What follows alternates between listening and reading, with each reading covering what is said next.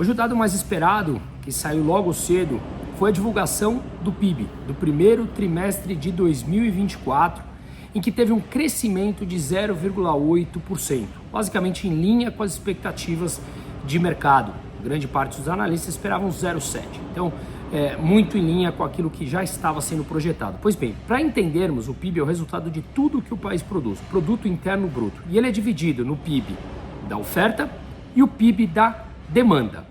Mas o que é cada um desses componentes? Bom, vamos lá entender. O PIB da oferta nada mais é do que a divisão entre serviços, agropecuária e indústria. Ao olharmos os serviços, a gente vê que teve um crescimento de 1,4% no trimestre, ao compararmos ao último trimestre de 2023, ou seja, o trimestre anterior a esse divulgado agora, um crescimento de 1,4% dos serviços.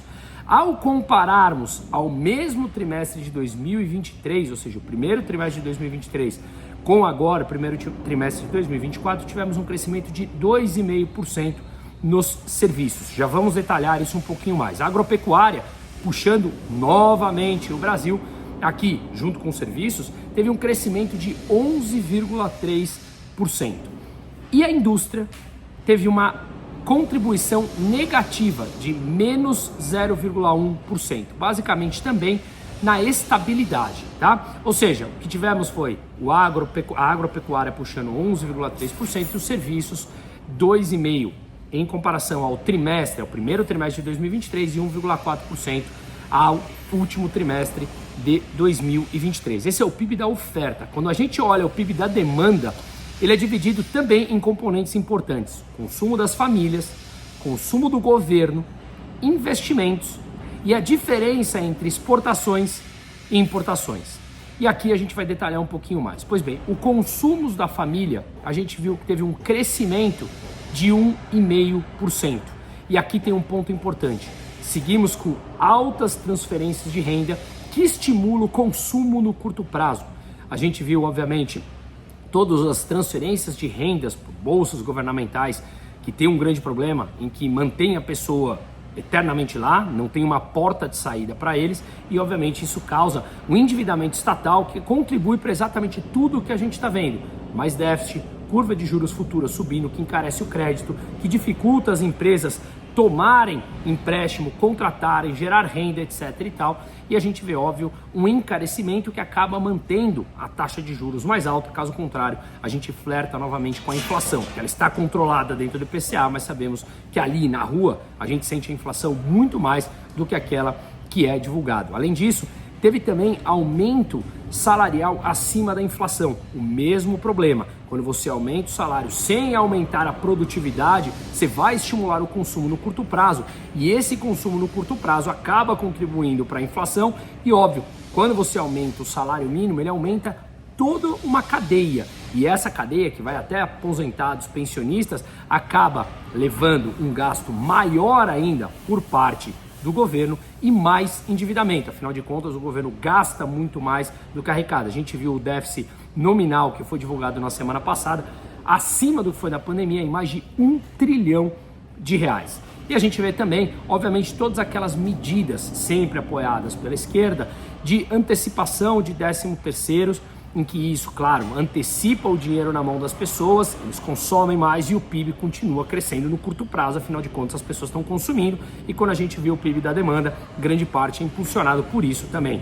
A gente vê os precatórios, mais de R$90 bilhões injetados na economia através de antecipação de parte desses precatórios para as pessoas consumirem e darem esse impulso no Produto Interno Bruto, no resultado que a gente está vendo agora. O consumo do governo ficou basicamente estável, não teve crescimento nenhum frente ao trimestre anterior, mas claro, os crescimentos dos gastos governamentais estão crescendo por volta de 5% em termos reais, acima da inflação, desde que esse governo voltou, e isso a gente vê através dos números de endividamento público. Os investimentos ficaram em 16,9% do PIB, frente a 17,1% no primeiro trimestre de 2023. Portanto, houve um recuo na parte de investimentos, e a poupança ficou em 16,2%, ante 17,5% da poupança no primeiro trimestre de 2023. O que a gente vê é um IPCA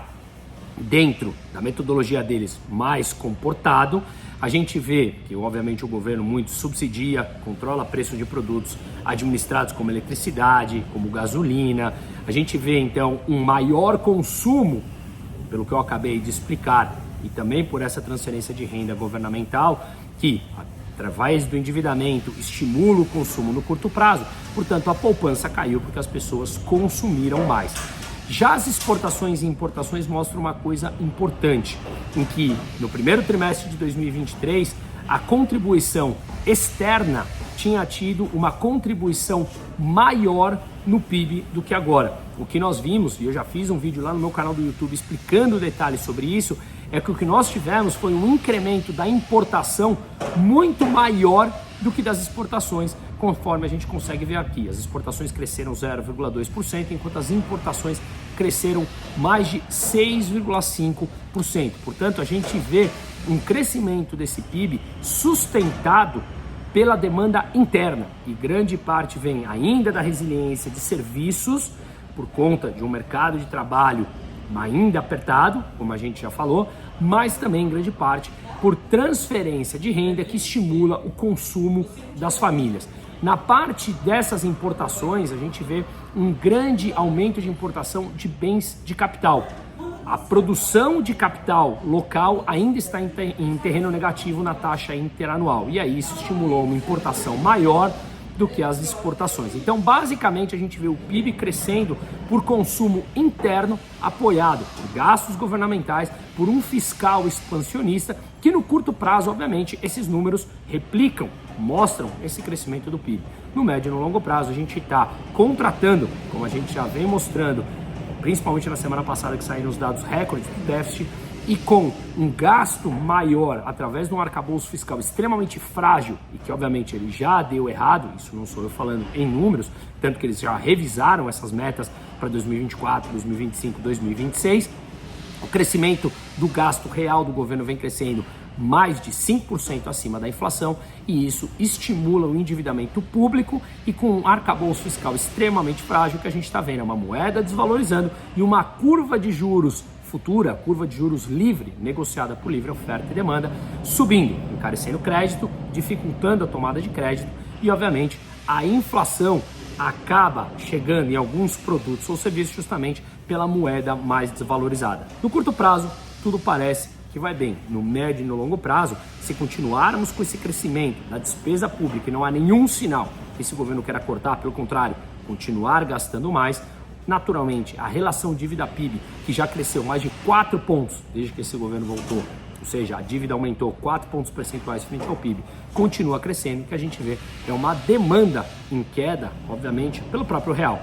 Moeda desvalorizada, mais inflação, obriga o governo a manter taxa de juros mais alta e, claro, isso se replica e isso aparece nos números do PIB no médio prazo. Basicamente, o número que mostrou foi justamente esse. No curto prazo, tudo parece estar bem. O endividamento público, no médio prazo, sempre cobra o seu preço e cobra especialmente dos mais pobres, quando a inflação acaba correndo grande parte da renda e o governo intervencionista vai lá e sempre quer subir para angariar votos os salários acima da inflação.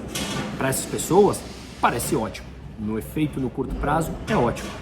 No médio prazo, todos, absolutamente todos, pagam através da inflação, principalmente os mais pobres, aqueles que pleitearam e ganharam o aumento do salário sem a devida aumento da produtividade. E a produtividade no Brasil não cresce há 35 anos porque não tem investimento em inovação, educação e tecnologia.